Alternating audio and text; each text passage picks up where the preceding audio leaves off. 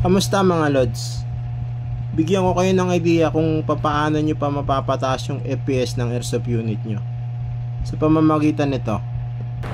Pwede na! Silencer to mga lods nabili ko sa Shopee. Pero nung binili ko to sa Shopee, wala naman laman to sa loob. Pakita ko sa inyo kung ano yung nilagay ko sa loob.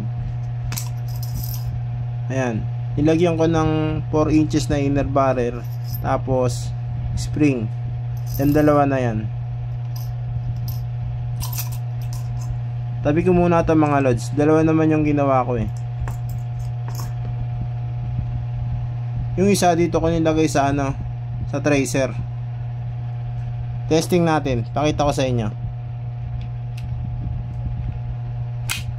Ito nga pala yung unit ko na double barrel na John Wick 3. Check natin yung FPS.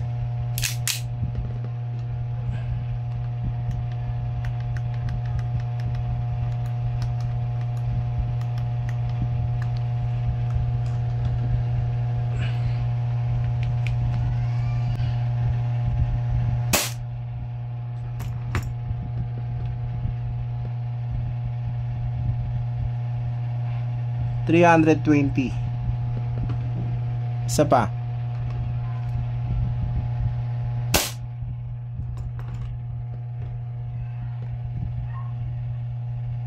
$315.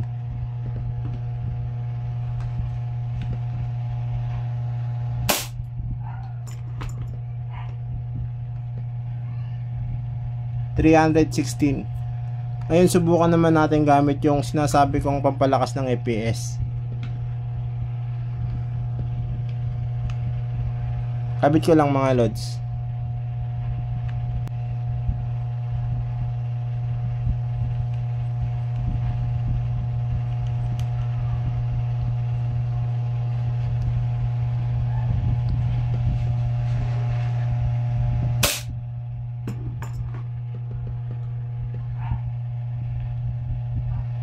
$370. Isa pa. Galing ha?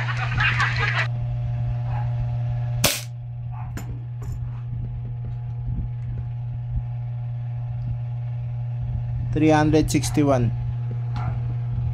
Last one.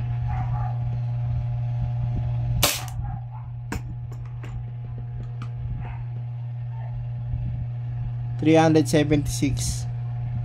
Kita nyo mga lods, gumagana naman. Try pa natin ng isa pa.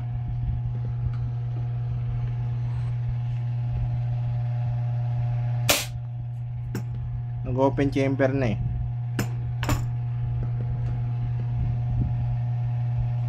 $374. Kita niyo mga lods, effective naman. Hanggang dito na lang. Salamat.